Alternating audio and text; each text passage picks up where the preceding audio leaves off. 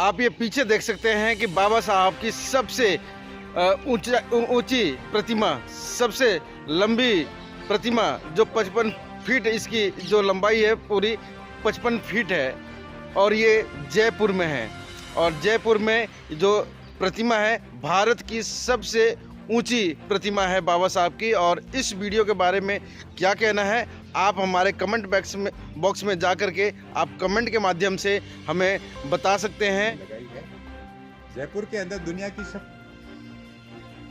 ये प्रतिमा है बाबा साहब अम्बेडकर की, पूरे भारत की सबसे बड़ी, भारत की सबसे बड़ी। और अच्छा, सबसे दुनिया में सबसे ज्यादा बुद्ध की मूर्तियां मार्बल की जयपुर में बनती है और उसी का एक सिंगल पत्थर की है, सिंगल, हाँ हाँ सिंगल पत्थर की है, जॉइंट नहीं है। हाँ। चलिए दर्शकों से क्या और नागरिकों से क्या आप अपील करना चाह रहे हैं आपके साक्षात्कार के माध्यम से? मैं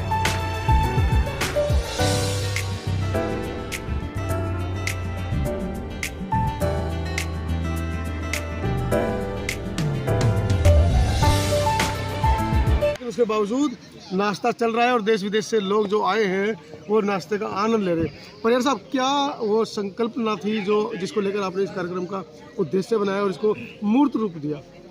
बिल्कुल, इस कार्यक्रम का जो मुख्य मकसद है वो धम्म के प्रति श्रद्धा पैदा करना, बुद्ध के प्रति श्रद्धा पैदा करना और उसके साथ आर्थिक समृद्धि के लिए भी हमें क्या चिंतन मनन करना है, उस पर भी ये सारा मकसद रखा गया है।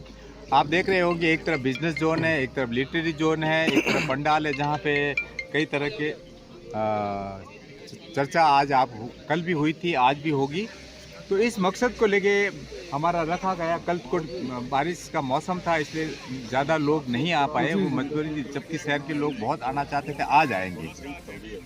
तो मैं फिर उसको रिपीट करना चाहता हूँ कि बुद्ध और धम्म के प्रति श्रद्धा पैदा करने के लिए लोगों में दान पारमिता जागे, इसके लिए और धम्म के प्रचार के लिए लोग धन भी कमाएं। अच्छा, एक सवाल उठता है कि बौद्ध महोत्सव देश के अंदर चल रहे थे बड़े तरीके से, लेकिन बौद्ध महोत्सव के बीच में बुद्ध उत्सव, धम्म उत्सव अपने आप में एक अनोखी संकल्पना है। हाँ हाँ बिल्कुल, धम्म और धर्म में जो क्या फर्क है वो सभी हमारे उपासक उपासिका अच्छी तरह जानते हैं।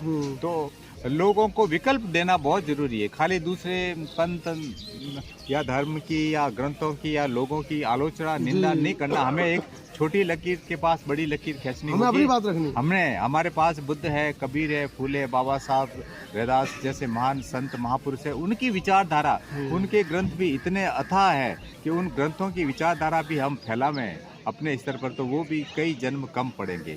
इसलिए हमें अपनी बात करनी है, अपने लोगों की खुशहाली के लिए हम लोग कैसे आर्थिक रूप से समृद्ध हुए, हम लोग कैसे दूसरे देशों की तरफ, बर्मा, वियतनाम, श्रीलंका, जापान के लोगों की तरह कि उनके अंदर धम्म ही उनकी समृद्धि का मुख्य आधार है, धम्म ही उन देशों की खुशहाली का मुख्य आधार है।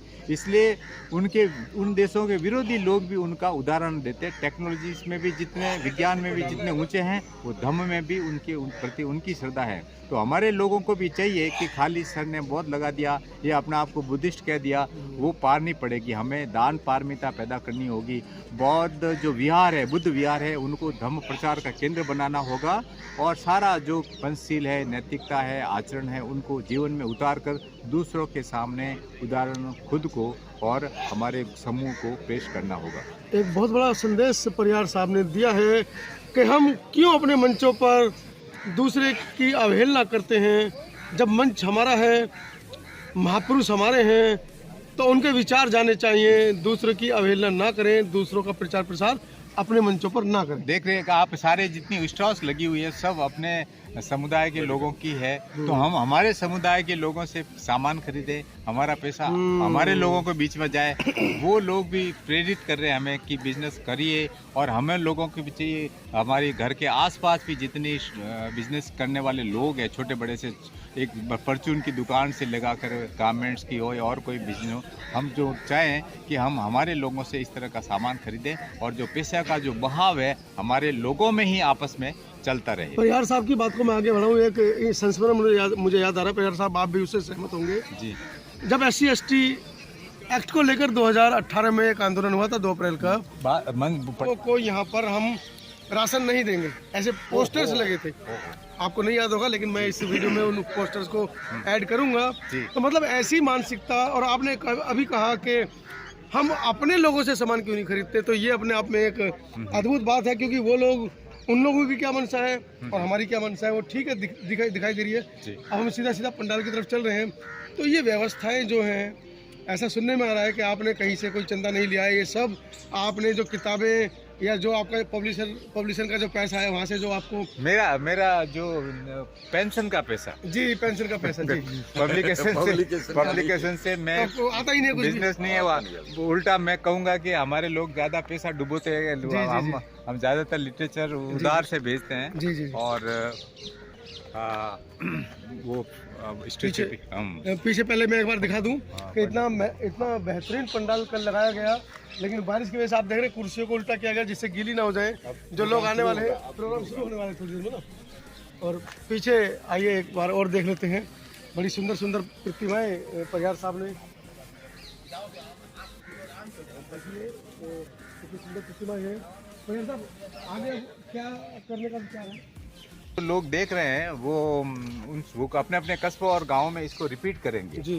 कि एक तरफ कुछ मान लो छोटा कस्बा होगा तो उन कस्बे के आसपास के जो 15-20 लोग हैं वो दुकान लगाएंगे, स्टॉल लगाएंगे, एक धम्म चर्चा का मंच होगा, साथ में प्रदर्शनी भी होगी जगह जगह ना। प्रदर्शनी मतलब अपन प्रदर्शनी की तरफ चल रहे हैं, जिसके अंदर भगवान बुद्ध के जीवन से जुड़ी हुई जो घटनाएं हैं ना, उन घटनाओं को बच्चे देखे। बच्चे देखे। हाँ, देखो आप इधर मंच देखेंगे तो आर्थिक आजादी की और खुशहाली की ओर, आर्थिक आजादी और खुशहाली की ओर। अब ये धम्म के नैतिक मार्ग पर चलने से ही आएगी। तो ये कॉन्सेप्ट जाके लोग देखेंगे। अब आप देखें कि हमारा गार्डन सजाया हुआ है पूरा। एक मिनट बस, एक मिनट। अब लोग जगह जगह कहते हैं, बार बार कहते हैं मूर्तियां लगा दी, मूर्तियां लगाई, बाबा साहब ने कहा मूर्तियों पे नहीं। हाँ, उन मूर्ति होनी चाहिए, लेकिन फोकस उसी पे नहीं जाए। जब तक पढ़ेंगे नहीं बाबा साहब को तो वो मूर्तियां विवाद का कारण बन जाएगी। देखो धम्मपद के बारे में हमारे अल्बर्ट आइंस्टाइन, वो जेमन ने क्या कहा था, ये एक पहचाने कौन क्या कहाँ है, पहचाने कौन कहाँ है। ये लोगों को कहते हैं कि हम बुद्धिस्ट हैं, लेकिन कई बातें उनको पता नहीं होती, मोटी मोटी बातें भी पता नहीं होती है। सारे हमारे जो तीर्थ स्थान हैं, हमारे भिक्षु कौन, हमारे बौद्ध धर्म के प्रचार प्रसार में किनका योगदान रहा, फायान हांसांग। आप देखिए कि यहाँ पे कनिंगम साहब का है फोटो है। सारे जो हमारे प्रचार के लिए लेखक विचारक जितने भी आधुनिक युग के अंदर, चाहे वो मार्शल है, कनिंगम साहब है, भिक्षु देखिए, अनागरिक धम्मपाल, राहुल शंकरतान, जितने भी है। DC अहीर साहब का एक चित्र, दिल्ली के बहुत महान बौद्ध विचारक रहे हैं, उनकी बहुत किताबें हैं। भगवान दास जी, मैं बंगी हूँ, जिनकी बहुत, बाली साहब, LR बाली साहब, जिनकी रचना रही हुई है। इतनी सारी किताबें हैं। तो इन लोगों को जब देखेंगे, धर्मानंद कौशाम्बी देखिए, तो ये सारे जो अलेक्जेंडर मिनांडर, ये मिनांडर के फोटो, तो इस तरह के सारे जो चित्र बच्चों को पता चले कि हमारे महापुरुष, हमारे आदर्श कौन है। तो ये सवाल दिया गया, लोग यहाँ देखेंगे और उस सवाल का जवाब देंगे एक शीट के अंदर, फिर उनको जीतेंगे तो उनका इनाम। ये हमारा सेल्फी पॉइंट, कई जो लोग हैं ना सेल्फी पॉइंट माने, हम इनको सेल्फी पॉइंट रखा इसका कि आसपास में लोग यहाँ खड़े रहते हैं, और जब इस फोटो यहाँ आसपास में खिंचवाएंगे, बुद्धम शरणं गच्छामि, धम्म शरणं गच्छामि, तो एक नया मैसेज आता है ना। सोशल मीडिया पे तो फोटो जाएगा तो अलग ही। हाँ, दूसरे लोग भी देखेंगे तो इस मार्ग पे हम चल पड़े, ये रास्ता है।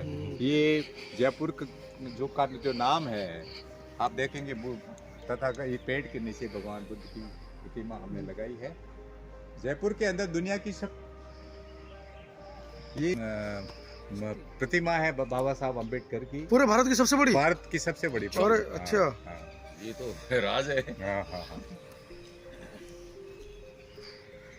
इधर आप देखेंगे 55 फुट ये हाथियों की कलाकृति जो है। जयपुर के अंदर सबसे, दुनिया में सबसे ज्यादा बुद्ध की मूर्तियां मार्बल की जयपुर में बनती है, और उसी का एक सफेद पत्थर, सिंगल पत्थर की है, सिंगल, हाँ सिंगल पत्थर की है, जॉइंट नहीं है। चलिए दर्शकों से क्या और नागरिकों से क्या आप अपील करना चाह रहे हैं आज के साक्षात्कार के माध्यम से? मैं यही कहना चाहूँगा कि धम्म को जीवन में बहुत महत्व देवे। दुनिया धम्म की ओर चल पड़ी है, उमड़ पड़ी है। इस वैज्ञानिक मार्ग है, मानव हितकारी मार्ग है, मानव कल्याण का मार्ग है। और ज़्यादा रैलियाँ न धूम धड़ाके न वो मत करें। ऐसा करें कि बच्चे में उसमें शामिल होवे, बच्चे भी उसमें आनंद लेवे और वो उनके अंदर भी ये धम्म के भाव पैदा होवे, नैतिकता के, दान पारमिता के भाव पैदा होवे। इसलिए ये मिला जुला साहित्य, आर्थिक धम्म का स्वरूप है, हमें बढ़ाना है। और हमें गर्व है कि हम इस बाबा साहब ने हमें ये मार्ग दिया, उस मार्ग को चलकर उनके सपनों का भारत बनाना है। धन्यवाद। आप ये पीछे देख सकते हैं कि बाबा साहब की सबसे ऊंची प्रतिमा, सबसे लंबी प्रतिमा जो 55 फीट इसकी जो लंबाई है पूरी 55 फीट है और ये जयपुर में है। और जयपुर में जो प्रतिमा है भारत की सबसे ऊंची प्रतिमा है बाबा साहब की। और इस वीडियो के बारे में क्या कहना है आप हमारे कमेंट बॉक्स में जा कर के आप कमेंट के माध्यम से हमें बता सकते हैं। और इस वीडियो को ज़्यादा से ज़्यादा शेयर करें इस प्रदर्शनी के बारे में और इस ऐसे कार्यक्रम के बारे में अपनी राय ज़रूर दें, ताकि ऐसे ही कार्यक्रम और भी जगह और भी शहर में ऐसे ही कार्यक्रम देखने को मिले। तो आप जाएं और हमारे चैनल को सब्सक्राइब करें, लाइक करें, शेयर करें, कमेंट्स करें। और हाँ, इस दिए हुए नंबर पे जो पेटीएम, इस वीडियो के नीचे जो पेटीएम का जो नंबर है उस पे अपना महत्वपूर्ण सहयोग करना ना भूलें। धन्यवाद। आप इस वीडियो के बारे में अपनी राय अवश्य दें तथा वीडियो को लाइक, शेयर और कमेंट्स साथ साथ चैनल को सब्सक्राइब करना न भूलें। धन्यवाद।